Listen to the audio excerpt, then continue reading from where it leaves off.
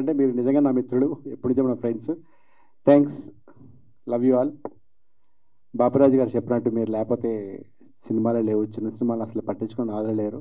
మీరే దాన్ని ఎంకరేజ్ చేసి నెక్స్ట్ స్టెప్ తీసుకెళ్తారు. ఈ సినిమాని కూడా అలాగే తీసుకెళ్ళాలని మనస్ఫూర్తి కోరుకుంటున్నాను. ట్రైలర్ టీజర్ చాలా బాగుంది. రాజేష్ గారు, I wish you all the best. ఈ సినిమా సక్సెస్ అయ్యి మీకు డబ్బులు కురిపించాలని మసూద్ గారు రైటర్ కానీ, కిరణ్ గారు హీరో గారు కానీ, మా డైరెక్టర్ గారు రమేష్ నాని కానీ, అండ్ కో డైరెక్టర్ గారు కళ్యాణ్, సూర్య మ్యూజిక్ సార్, మీ పేరు హరి గారు, ఆర్టిస్ట్ గారు, సిరి స్వప్న గారు, ఇంకా ఆయన వైట్ షర్ట్ గురించి చెప్పవసరం లేదు ఎందుకంటే ఆయన ఇప్పుడు లెజెండ్ ఇండస్ట్రీకి, సురేష్ కొండరెడ్డి గారు. సో స్టేజ్ మీద ఉన్న ప్రతి ఒక్కరు కొత్త వాళ్ళండి, యంగ్ బ్లడ్, యంగ్ జనరేషను. వీళ్ళందరికీ ఒకటే హోపు, ఒకటే ఎయిమ్ ఏంటంటే వాంట్ టు బి సక్సెస్. దానికోసమే కష్టపడి 24 గంటలు ప్రతి ఒక్కరు ఏదో హోప్తో ఉంటుంది. ఇండస్ట్రీ ఏంటంటే ఇండస్ట్రీకి వచ్చాక వెనక్కి వెళ్ళలేదు. కాబట్టి ప్రతి ఒక్కరు పేరు పేరున మీరు సక్సెస్ అవ్వాలి, పెద్ద పెద్ద స్టార్లు అవ్వాలి అని మనస్ఫూర్తి కోరుకున్నాను.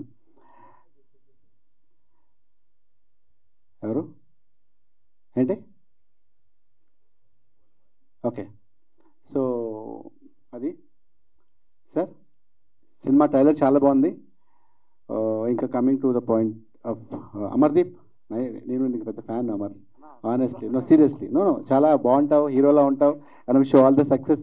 నువ్వు చేసే కూడా హిట్ అవ్వాలని కోరుకుంటున్నాను. ఈ సినిమా 100% హిట్ అవుతుందండి, ఎందుకంటే వాళ్ళ మాటలో కాన్ఫిడెన్స్ ఉంది. వాళ్ళు చిన్న సినిమా అంటే చిన్న పెద్ద లేదు సార్, సక్సెస్ మాట్లాడుతుంది. చిన్న సినిమాను మోయడానికి వాళ్ళు అందరూ ఉన్నారు. మీరు 100% సక్సెస్ చేస్తారు.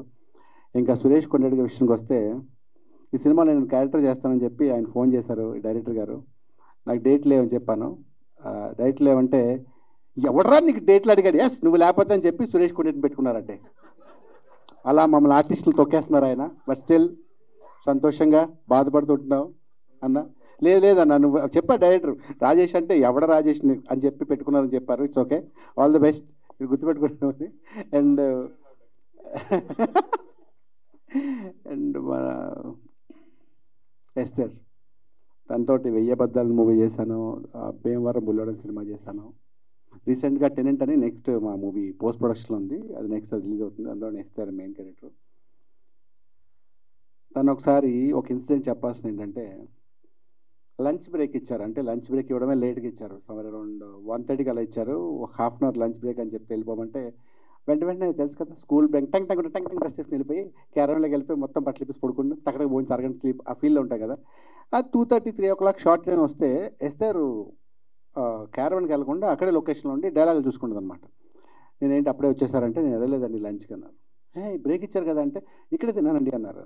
క్యారవన్కి వెళ్ళొచ్చు కదా అన్నాను. అంటే లేదండి నాకు డైలాగులు ఉన్నాయి. క్యారవన్కి వెళ్తే ఎవరితో ఫోన్లో మాట్లాడడం, లేకపోతే మిస్డ్ కాల్స్కి అటెండ్ చేయడం, మెసేజ్లు చూసుకుని రిప్లైలు ఇవ్వడం, లేదా ఇంట్లోతో మాట్లాడనిపిస్తే టైం వేస్ట్ అవుతుంది. నేను డైలాగులు ప్రాక్టీస్ చేయాలని చెప్పి ఆ డైలాగ్స్ ప్రాక్టీస్ చేస్తూ ఉండిపోయింది. అంత డెడికేటెడ్ వర్క్, అంటే అంత సిన్సియర్.